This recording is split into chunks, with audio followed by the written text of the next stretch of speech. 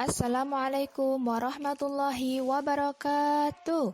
Bagaimana kabarnya anak-anak hari ini? Alhamdulillah, semoga anak-anak dan keluarga di rumah dalam keadaan sehat ya.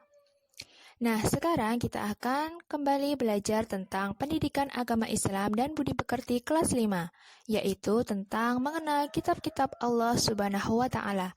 Sudah siap semuanya? Kita baca basmalah bersama-sama dulu ya. Bismillahirrahmanirrahim. Nah, kita akan masuk pada bab mengenal kitab-kitab Allah Subhanahu wa Ta'ala. Yang pertama, kita akan mempelajari tentang perintah beriman kepada kitab-kitab Allah Subhanahu wa Ta'ala. Yang kedua, nama-nama kitab-kitab Allah Subhanahu wa Ta'ala. Dan yang ketiga, kitab Allah Subhanahu wa Ta'ala membawa ajaran yang terpuji.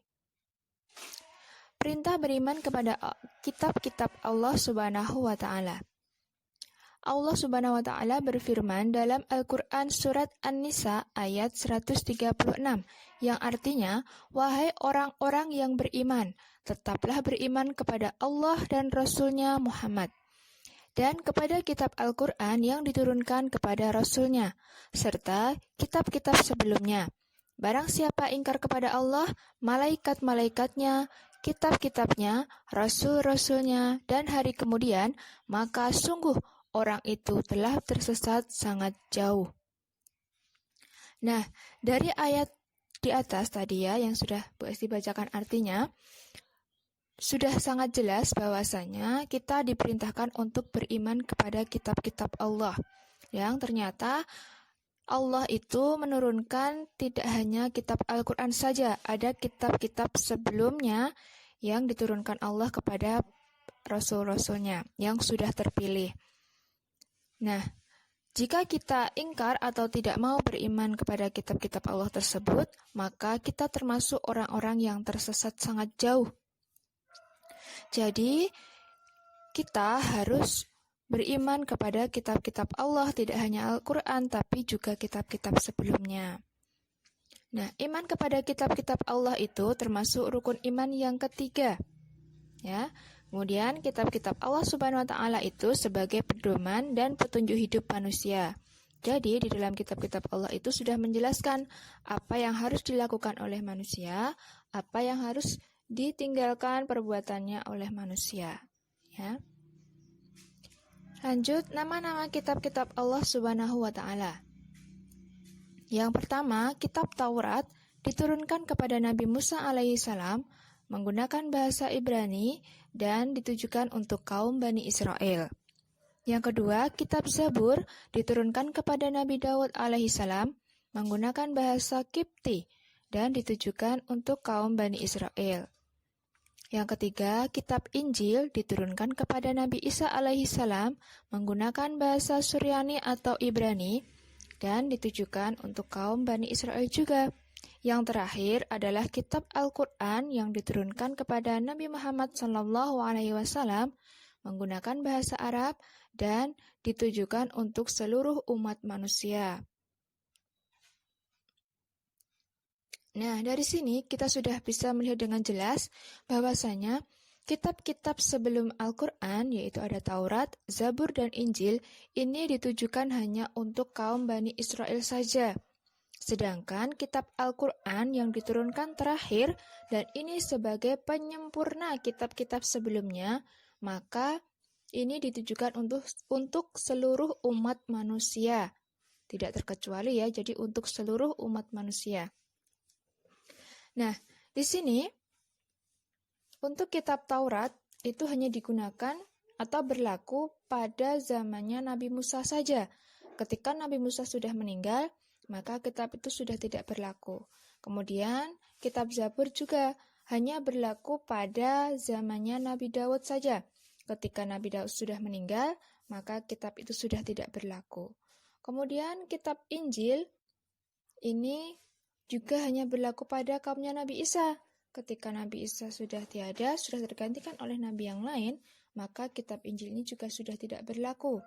Dan berbeda dengan Al-Quran, ini berlaku yang sebagai kitab terakhir dan berlaku hingga besok hari kiamat.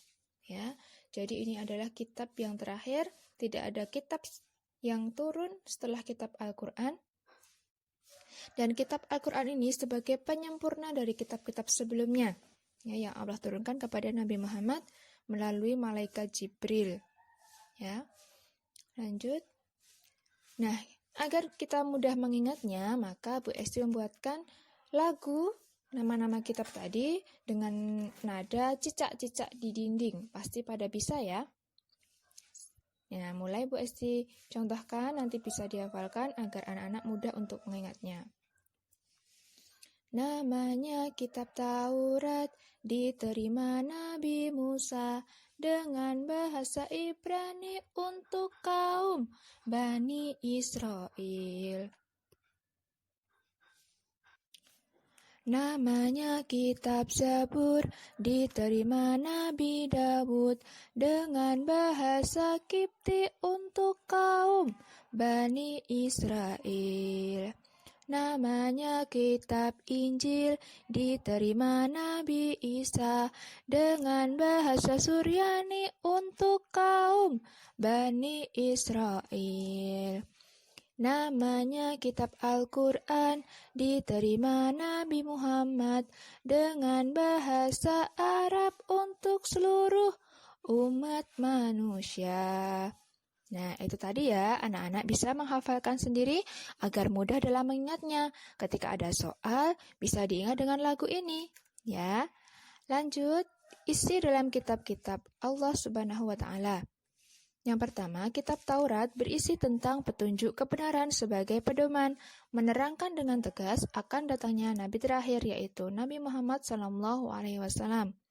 Jadi dalam kitab Taurat sudah dijelaskan bahwa akan datang Nabi terakhir, yaitu Nabi Muhammad SAW. Yang kedua, kitab Zabur berisi tentang nyanyian puji-pujian bagi Allah Subhanahu wa Ta'ala, yang dikenal dengan sebutan Mazmur, yang artinya nyanyian puji-pujian.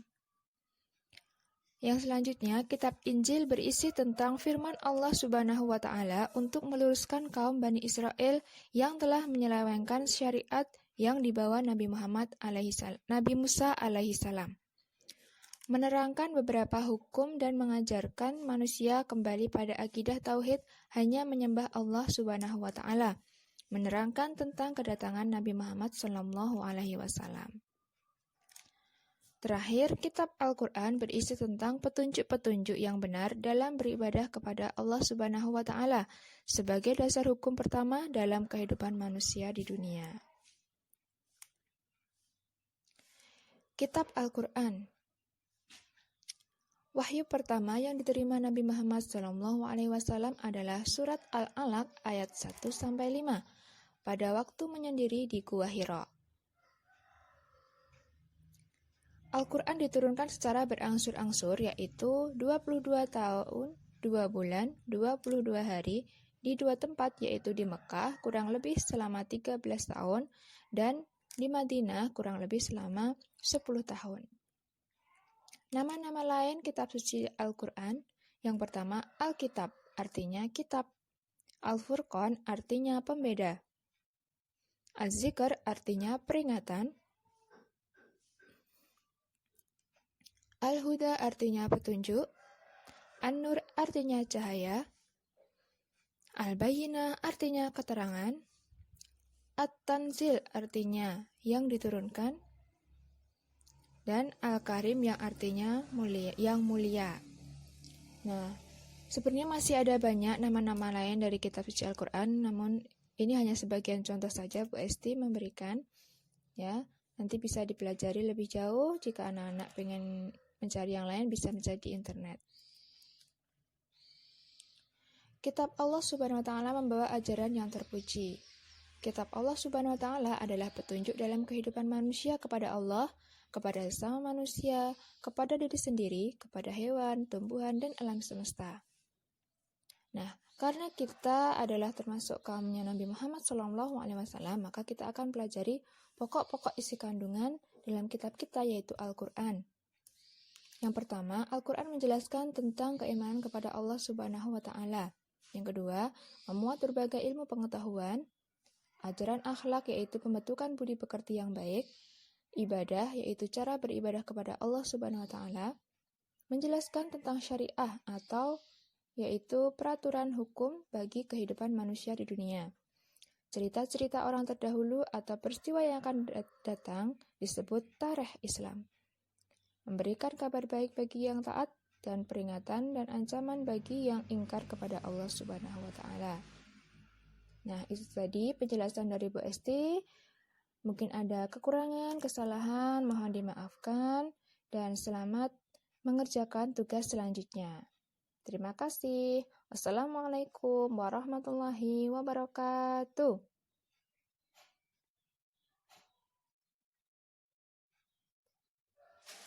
Assalamualaikum warahmatullahi wabarakatuh.